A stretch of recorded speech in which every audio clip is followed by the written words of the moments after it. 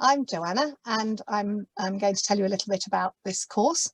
So we've run something similar earlier this year, which was called New Year, New Vision, because the last course ran from the first moon of 2021 through to the second moon, or second new moon in February, which happened to be the start of the Chinese year of the metal ox. And as part of that course, we had attunements into the sun, moon, earth and stars, as well as into that zodiac symbol that was current at the time of each moon. And we added an attunement into the symbol of the metal ox as well, to help us feel aligned and harmonized with the Chinese year. So although the course that we're running next between April and May is going to be slightly different, I've asked two participants of the last course to join me today to give their thoughts on how they felt the version that we did in January and February worked for them. So Antonia, can I ask you, what was your feelings about the course? What were the highlights? Absolutely, I loved it. I think highlight wise for me, it was the first time I'd ever managed to actually do a vision board, because it allowed me to break it down into elements, and we really felt into the different elements of that vision board. So that was really valuable for me. Also the daily affirmations and connecting to a different angel each day. And although we did some slightly different things, I think those affirmation elements and little meditation and ritual elements were fantastic. And they will be just as applicable for the next moon cycle that we're working with, won't they? Yes. Yeah, absolutely. Because we brought in the 28 mansions of the moon angels, and each cycle of the moon is 29 days, isn't it? Sometimes 30, so there's a little bit of juggling involved there, but they were the same 28 angels that the New Year group was working with. So thank you for that. Okay, thank you. And Anita, how did you find the course? I loved it. It was the first time I'd heard of the mansions of the moon, and I've always been interested in the moon, and I always have high energy at the new moon and low energy at the full moon. And I didn't realise the waxing and waning aspect of the two elements, and so it was really good to get myself in sync with the moon and allow myself that quiet time over full moon when I'm not full of energy. And the affirmations helped. Calling in what I wanted to receive and letting go of what I wanted to let go of. And I found a big change in my life in the past few months as those things are coming to fruition. Of course, you have the aspect of leaving it to greater good, but I tried to call in exactly what I wanted, and that worked better. And I loved working with the colours and the crystals. I've always been into colours and crystals. To add them in, because the Sun Angels had certain crystals and colours, that worked really well for me as well. And I like the WhatsApp group, so we could chat to each other about what we were feeling, and we could ask you questions. So we felt totally connected to you during that time. And then I noticed the vision board was a different formation to ones that I've done before. And we're encouraged to gather images based on the colour and write in that colour. So yeah, it's very different and very new, and I thoroughly enjoyed it. Has that sparked any memories back for you, Antonia, of things that you'd forgotten to mention?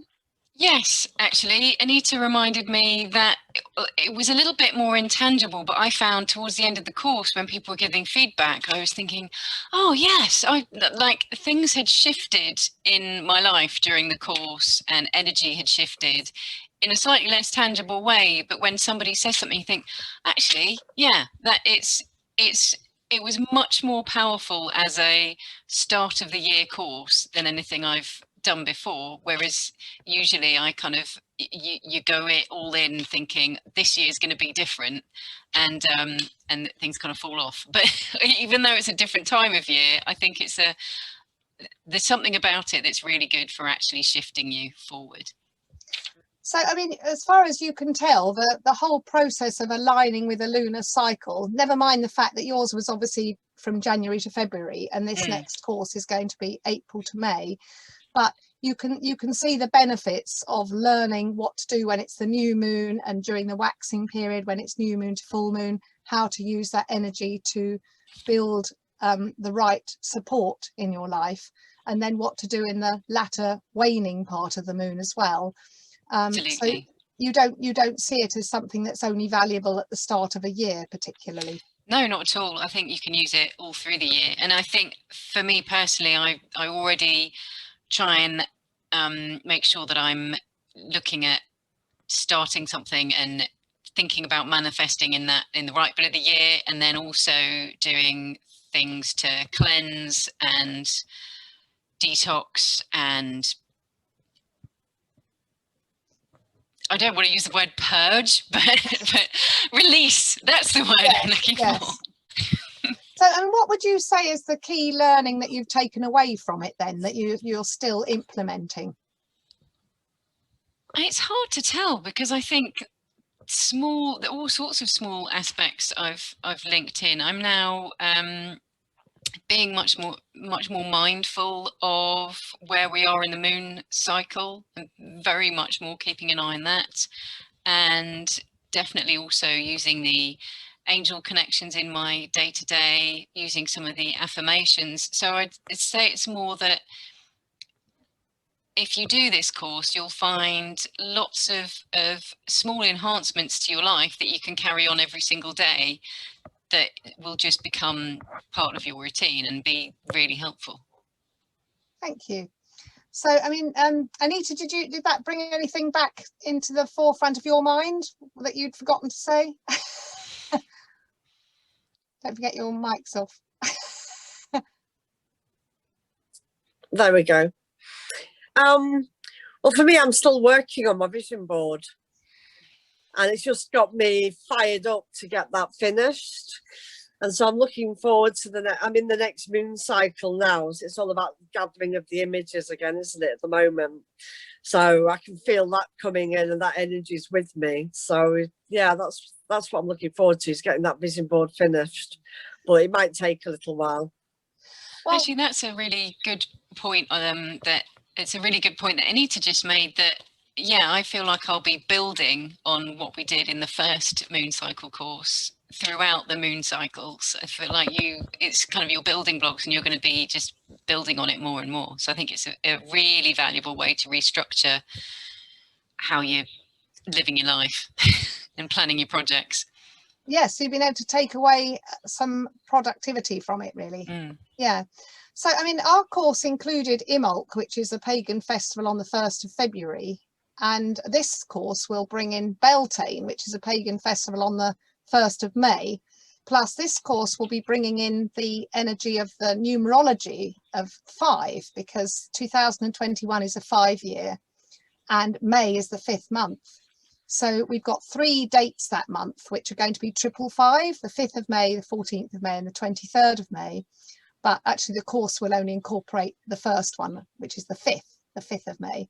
But that's something really exciting from my perspective, because 5 is numerology for expansion. And this is a very expansive year. The last 5 year was 2012, which of course was a very expansive year. And here in the UK, we had the Olympics, didn't we? And it was just a very exciting time. And of course, the old prediction that 2012 was going to be when we all ascended, and either that happened and we didn't notice, or it was preparatory. But certainly we certainly saw a big growth in spirituality that year, didn't we? We saw lots and lots of people becoming much more awake spiritually. And I think there'll be another leap this year. Of course, we've had the strange situation of lockdown and everything else, but I'm excited to be able to really build on that 555 energy and the Beltane experience as well. So we may well do something similar, even though it's a different festival. They're both fire festivals, and all of the pagan ceremonies involved venerating nature, really.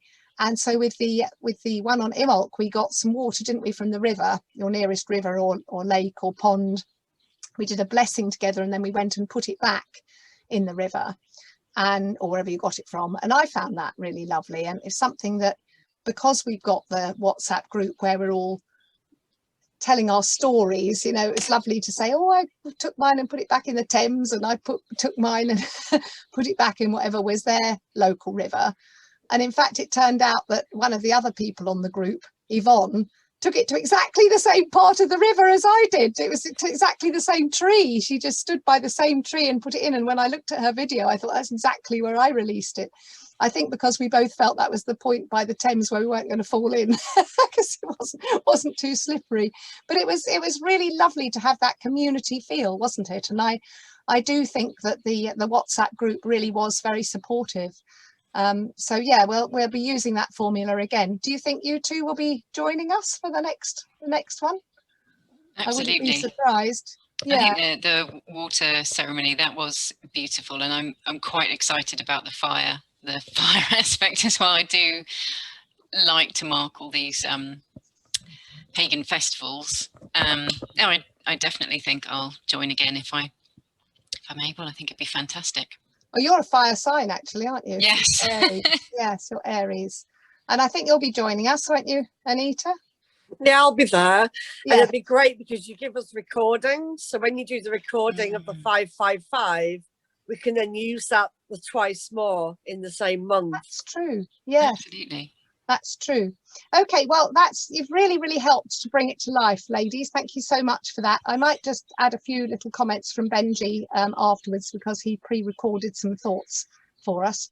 I think I said to you, the group of Reyad Sekh students, which actually means Reyad Sekh is the name of my system. So there are other versions of Sekhim, which means make complete an ancient Egyptian healing system. And there's a bit more on my website, and indeed on Benji's Instagram. He's put some fun things on there about Reyad Sekh. But anyway, yes, that's my own system. But I wasn't sure it was going to appeal to the students, because I thought it might be overlapping quite a bit with what they'd already done. But by the time I actually had finished creating the course, it was quite different to anything that they'd done. And we've had 18 people through the course, and 12 of them actually are fellow Reyad Sekh students, aren't they? Yeah, it's so nice. I just get to see them all even more often than normal. I'm like, hi guys. So how has that affected you compared to the other course? Have you enjoyed it? Yeah, I've loved it actually. I mean, I knew instantly when you talked about it that I'd be really interested, because it's the moon and I'm a little moon boy. I've always loved the moon, staring up at it.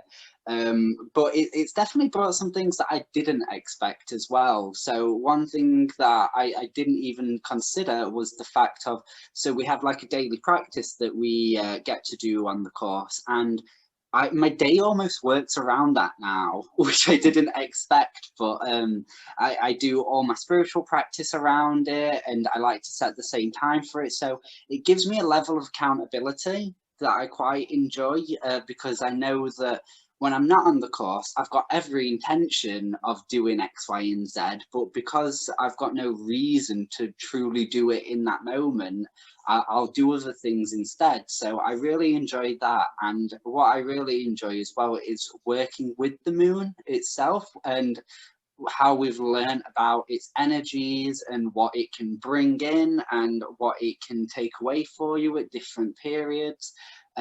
It's given me a level of understanding on the moon that I really didn't have, and I feel like without having the course and having those daily reminders, I just couldn't have really got it anywhere else with this level of interactivity. Thank you. Well, I mean, we've been working on vision boards as well, haven't we? So have you found that's been helpful with getting some other ideas together for something that you can weave in with hairdressing in case it is a long time before it goes back to being a viable option for you? Absolutely, yeah. I mean, I'll put my hands up and say I have never done a vision board before. I'd never considered it. I always thought it was one of those things that you kind of just did on Pinterest and never looked at it again or something like that. I hadn't really understood the concept at all. But it's actually something I'm really excited about now, and the idea of waking up every day and seeing it there. I've got a space on my wall where it's going to go. I'm really excited for it, and it's making me think a lot more about things that I've not really considered, like what do I want to get from this year? Where do I want to be this time next year? What are these kind of goals that I'm setting for myself? And I'm really enjoying it, because it's not just, oh, I want this house, or oh, I want this or this. It's what feelings. Not that there's anything wrong with that, by the way. No, not at all. But there's so many aspects to it. It's like, where do you want your career to go? Where do you want your home to go? Relationships, personal development, all these different things that I think without it, I would have just kind of floated along by without even considering. So I'm really enjoying that aspect to it as well, actually.